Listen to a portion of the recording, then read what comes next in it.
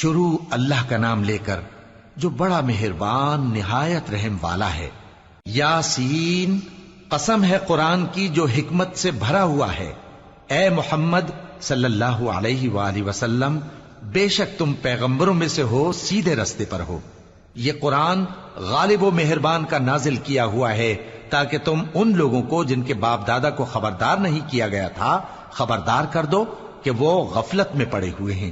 ان میں سے اکثر پر اللہ کی بات پوری ہو چکی ہے، سو وہ ایمان نہیں لائیں گے۔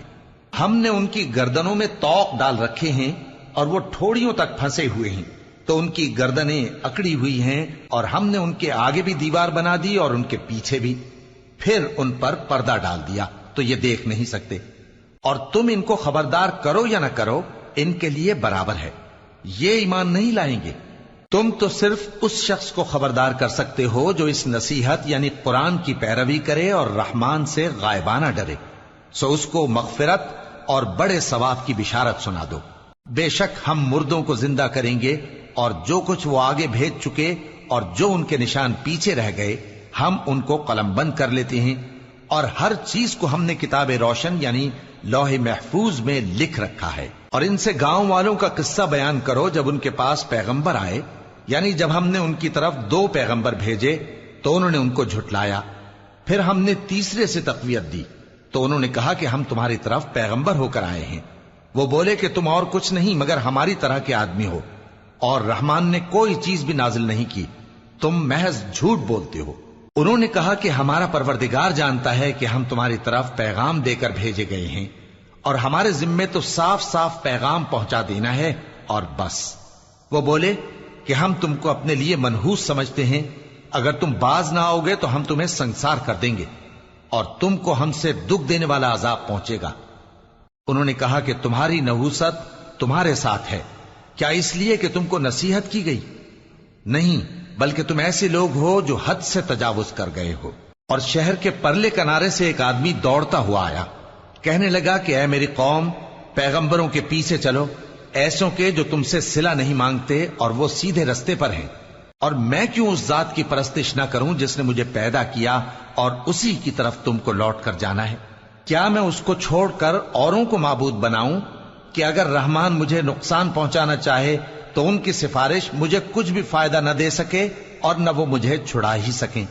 تب تو میں کھلی گمراہی میں پڑ گیا۔ میں تو تمہارے پروردگار پر ایمان لایا ہوں، سو میری بات سن رکھو۔ حکم ہوا کہ بہشت میں داخل ہو جا۔ بولا کاش میری قوم کو پتا چل جائے کہ میرے رب نے مجھے بخش دیا اور مجھے عزت والوں میں شامل کیا، اور ہم نے اس کے بعد اس کی قوم پر کوئی لشکر نہیں اتارا اور نہ ہم اتارنے والے تھے۔ وہ تو صرف ایک چنگھاڑ تھی، سو وہ اس سے ناگہاں بجھ کر رہ گئے۔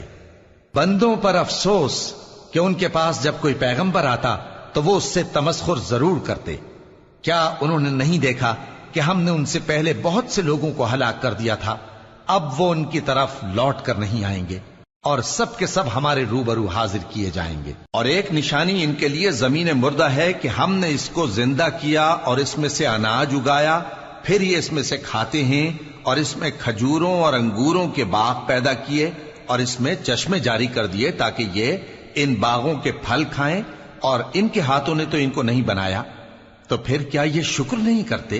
وہ ذات پاک ہے جس نے زمین کی نباتات کے اور خود ان کے اور جن چیزوں کی ان کو خبر نہیں سب کے جوڑے بنائے۔ اور ایک نشانی ان کے لیے رات ہے کہ اس پر سے ہم دن کو کھینچ لیتے ہیں تو اسی وقت ان پر اندھیرا چھا جاتا ہے، اور سورج اپنے مقرر رستے پر چلتا رہتا ہے۔ یہ اس غالب و دانا کا مقرر کیا ہوا اندازہ ہے۔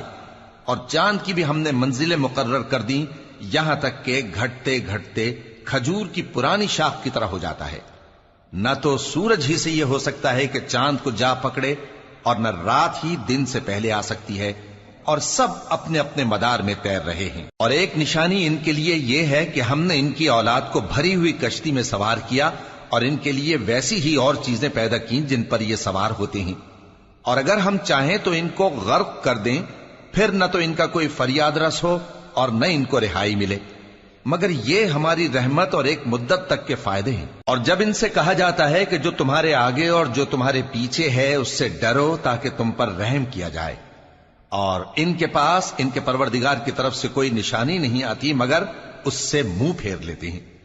اور جب ان سے کہا جاتا ہے کہ جو رزق اللہ نے تم کو دیا ہے اس میں سے خرچ کرو، تو کافر مومنوں کے متعلق کہتے ہیں کہ بھلا ہم ان لوگوں کو کھانا کھلائیں جن کو اگر اللہ چاہتا تو خود کھلا دیتا، تم تو کھلی گمراہی میں ہو۔ اور کہتے ہیں اگر تم سچ کہتے ہو تو بتاؤ یہ وعدہ کب پورا ہوگا؟ یہ تو ایک چنگھاڑ ہی کے منتظر ہیں جو ان کو اس حال میں کہ باہم جھگڑ رہے ہوں گے آ پکڑے گی، پھر نہ تو یہ وصیت ہی کر سکیں گے اور نہ اپنے گھر والوں میں واپس جا سکیں گے۔ اور جس وقت سور پھونکا جائے گا یہ قبروں سے نکل کر اپنے پروردگار کی طرف دوڑ پڑیں گے، کہیں گے ہائے بربادی، ہمیں ہماری خوابگاہوں سے کس نے جگہ اٹھایا۔ یہ وہی تو ہے جس کا رحمان نے وعدہ کیا تھا اور پیغمبروں نے سچ کہا تھا۔ وہ تو صرف ایک زور کی آواز ہوگی کہ سب کے سب ہمارے روبرو آ حاضر ہوں گے، پھر اس روز کسی شخص پر کچھ بھی ظلم نہیں کیا جائے گا اور تم کو بدلہ ویسا ہی ملے گا جیسے تم کام کرتے تھے۔ اہل جنت اس روز عیش و نشاط کے مشغلے میں خوش ہوں گے، وہ بھی اور ان کی بیویاں بھی سایوں میں تختوں پر تکیے لگائے بیٹھے ہوں گے، وہاں ان کے لیے میوے ہوں گے اور جو وہ منگوائیں گے ان کو ملے گا۔ ان کو پروردگار مہربان کی طرف سے سلام کہا جائے گا، اور وہ فرمائے گا کہ گناہ گارو تم آج الگ ہو جاؤ۔ اے آدم کی اولاد، کیا میں نے تم سے کہہ نہیں دیا تھا کہ شیطان کو نہ پوجنا، وہ تمہارا کھلا دشمن ہے، اور یہ کہ میری ہی عبادت کرنا یہی سیدھا رستہ ہے؟ اور اس نے تم میں سے بہت سی خلقت کو گمراہ کر دیا تھا، تو کیا تم سمجھتے نہیں تھے؟ یہی وہ جہنم ہے جس کے تمہیں دھمکی دی جاتی تھی، جو تم کفر کرتے رہے ہو اس کے بدلے آج اس میں داخل ہو جاؤ۔ آج ہم ان کے منہوں پر مہر لگا دیں گے اور جو کچھ یہ کرتے رہے تھے ان کے ہاتھ ہم سے بیان کر دیں گے اور ان کے پاؤں اس کی گواہی دیں گے، اور اگر ہم چاہیں تو ان کی آنکھوں کو مٹا کر اندھا کر دیں، پھر یہ رستے کو دوڑیں تو کہاں سے دیکھ سکیں گے؟ اور اگر ہم چاہیں تو ان کی جگہ پر ان کی صورتیں بدل دیں، پھر وہاں سے وہ نہ آگے جا سکیں اور نہ پیچھے لوٹ سکیں۔ اور جس کو ہم بڑی عمر دیتے ہیں تو اسے تخلیق میں اوندھا دیتے ہیں، یعنی اسے بچپن کی کمزوری والی حالت کی طرف لوٹا دیتے ہیں۔ تو کیا یہ سمجھتے نہیں؟ اور ہم نے ان کو یعنی اپنے پیغمبر صلی اللہ علیہ وآلہ وسلم کو شعر گوئی نہیں سکھائی، اور نہ وہ ان کو شایع ہی ہے، یہ تو محض نصیحت ہے اور صاف صاف قرآن ہے، تاکہ اس شخص کو جو زندہ ہو خبردار کرے اور کافروں پر بات پوری ہو جائے۔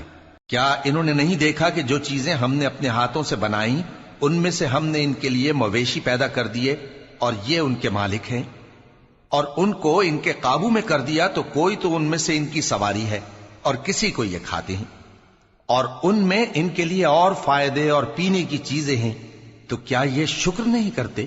اور انہوں نے اللہ کے سوا اور معبود بنا لیے ہیں کہ شاید ان سے ان کو مدد پہنچے، مگر وہ ان کی مدد کی ہرگز طاقت نہیں رکھتے، اور وہ ان کی فوج بنا کر حاضر کیے جائیں گے تو ان کی باتیں تمہیں غمناک نہ کر دیں۔ یہ جو کچھ چھپاتے اور جو کچھ ظاہر کرتے ہیں ہمیں سب معلوم ہے۔ کیا انسان نے نہیں دیکھا کہ ہم نے اس کو نطفے سے پیدا کیا، پھر وہ تڑاک پڑاک جھگڑنے لگا اور ہمارے بارے میں مثالیں بیان کرنے لگا اور اپنی پیدائش کو بھول گیا، کہنے لگا کہ جب ہڈیاں بوسیدہ ہو جائیں گی تو ان کو کون زندہ کرے گا؟ کہہ دو کہ ان کو وہ زندہ کرے گا جس نے ان کو پہلی بار پیدا کیا تھا، اور وہ ہر طرح کی تخلیق کو جانتا ہے، وہی جس نے تمہارے لیے سبز درخت سے آگ پیدا کی، پھر تم اس کی ٹہنیوں کو رگڑ کر ان سے آگ نکالتے ہو۔ بھلا جس نے آسمانوں اور زمین کو پیدا کیا، کیا وہ اس بات پر قادر نہیں کہ ان کو پھر ویسے ہی پیدا کر دے؟ کیوں نہیں؟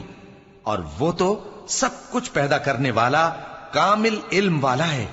اس کی شان یہ ہے کہ جب وہ کسی چیز کا ارادہ کرتا ہے تو اس سے فرما دیتا ہے کہ ہو جا، تو وہ ہو جاتی ہے۔ وہ ذات پاک ہے جس کے ہاتھ میں ہر چیز کی حکومت ہے، اور اسی کی طرف تم کو لوٹ کر جانا ہے۔